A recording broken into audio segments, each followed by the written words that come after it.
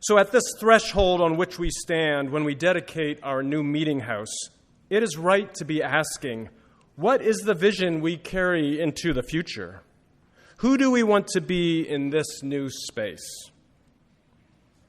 Now, clearly these questions are not disconnected from our past.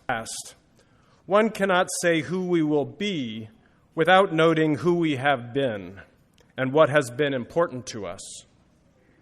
My brief summary of who Assembly has been divides the past into three waves. The first wave of the Assembly, as I like to imagine it, was when the air was crackling with creative tension, with the desire to rediscover and live out the ways of the early church. Small groups formed, a near heretical idea at the time.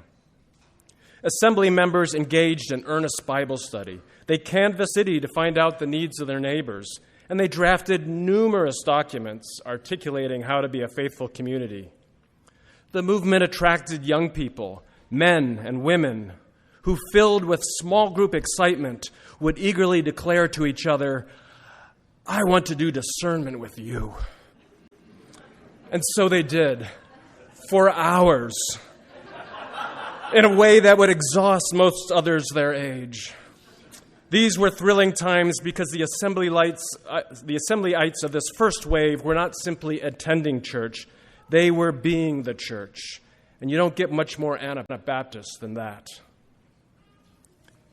If this first wave was lodged in headspace, to use Enneagram language, the second wave moved into gut space. This started in the mid-1900s when the congregation was living into all the creative discernment of its initial 20 years. Worship became more organized.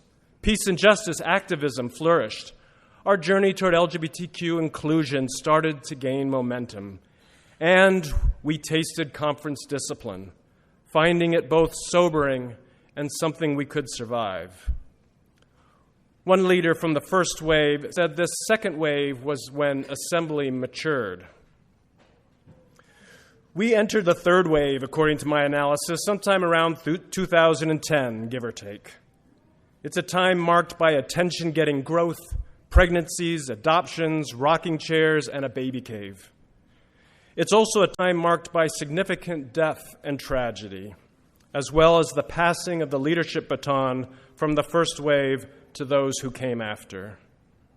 We had entered heart space, where a great deal of energy went into nurturing and caring for each other. The path ahead for Assembly would do well to include aspects of these three strands of the past. And what might that look like? First, I think it means offering a clear articulation of our progressive and counter-empire understanding of the gospel.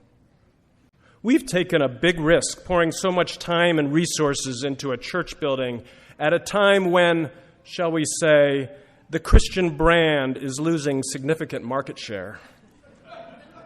Young people particularly are rejecting the church, in part because of its ties to regressive politics, scandal, and its inability to say anything meaningful about the most important questions before us. Additionally, many of us hesitate to self-identify as Christian to people we don't know well without adding a lengthy explanation of how we're not like what you think we are. It seems to me that for a faith community to remain viable in these post-Christian times, it needs to find ways to recover, reclaim, and re-enliven the tenets of our faith in ways we find compelling. In other words, to find language to say who we are and not just who we are not. That's part of what I try to do every time I preach. Second, while articulating our faith is one needed part of our path ahead, putting it into action is how our values gain integrity. Of course, action-oriented congregations sometimes get accused of being political, but I've never been particularly concerned about that accusation as long as we understand politics not in terms of sanctifying any political party, but as instilling justice, peace, and compassion into public life. In this sense, Assembly can't be a people of God's peace with religious convictions alone. It also takes complementary political convictions. And a Jesus-centered faith community worth its salt these days is one that finds active ways to advocate for the least powerful and the most scapegoated. It's one that bears witness against a society organized to protect guns rather than children. And it's one that resists the profit-driven war fossil fuel corporations are waging against the planet.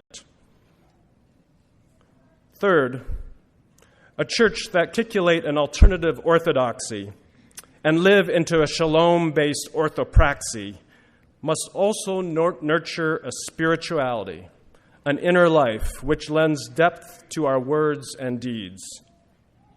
This is why the assembly of tomorrow needs to be one which beckons us toward the God who interacts with our deepest self, the God who leads us to growth and transformation, the God who helps us know the life-altering, soul-shaping truth in the claim that you are a beloved child of God. So there you have it. A vision of who we can be that looks forward but is rooted in who we've been. In fact, if you look at one of Assembly's least utilized documents of the past decade, the Assembly Practices, you will find echoes of this vision there.